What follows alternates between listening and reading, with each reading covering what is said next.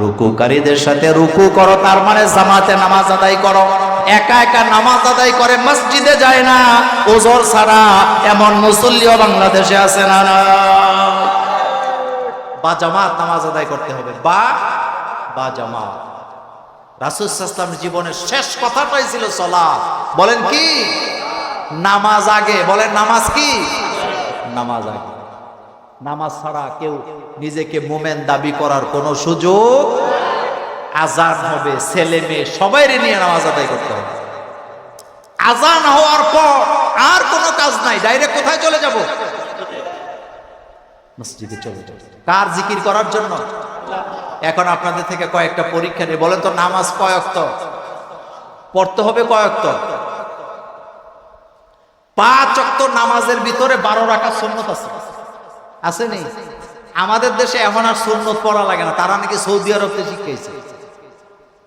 অথচ রাসূল সাল্লাল্লাহু আলাইহি ওয়াসাল্লাম বলেছেন, যে ব্যক্তি 12 রাকাত সুন্নাহ নামাজ আদায় করবে প্রতিদিন, আল্লাহ তাদের জন্য জান্নাতে একটা করে বাড়ি বানাবে।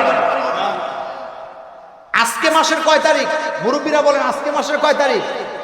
আজকে যদি আপনি 12 রাকাত সুন্নত পড়ে থাকেন, আজকে আপনার জন্য জান্নাতে একটা বাড়ি বানানো হয়েছে। আগামী দিন যদি পড়েন আরেকটা বাড়ি বানানো হবে, তারপরের দিন করবেন আরেকটা বানানো হবে। আপনি যদি 30 দিন পড়েন 30টা বাড়ি বানানো হবে।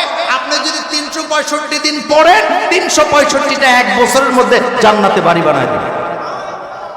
ওয়াদাকার, ওয়াদাকার। 12 রাকাত সুন্নাত, ফজরে 2 রাকাত। ফজরে মা আয়েশা বলেন রাসূল সাল্লাল্লাহু আলাইহি ওয়াসাল্লাম কখনো ফজরের সুন্নত আর মাগরিবের সুন্নত ছেড়ে দিতেন না। তাহলে হিসাব করি 12 রাকাত কিভাবে হয়? ফজরের নামাজে কয় রাকাত? যোহরের নামাজে কত হইল? মাগরিবে 2, 10। এশারে 2, কত হইল?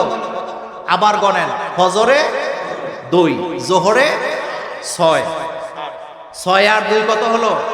মাগরিবে 2, 10, এশাতে। এই 12 রাকাত সুন্নাহ নামাজ যারা পড়বে, নবীজি বলেছেন তাদের জন্য জান্নাতে একটা করে বাড়ি বানাবে। কিন্তু সুন্নত পড়ে না, বাড়িতে চলে যায়। কোন ব্যক্তি যদি ফরজ ইবাদত না দিয়ে আল্লাহর আদালতে মুক্তি না পায়, তার এই ঘাটতি পূরণ হবে কি দিয়ে? আলেমরা বলেন। সুন্নাহ এবং নফল, হাদিসের ভাষায় সুন্নত আর নফল একই শব্দে ব্যবহার হয়েছে। এটা দিয়ে আল্লাহ কি করবে? পূরণ করে দিবে। ফামাইয়া আমাল মিসকালা যাররাতিন খায়রা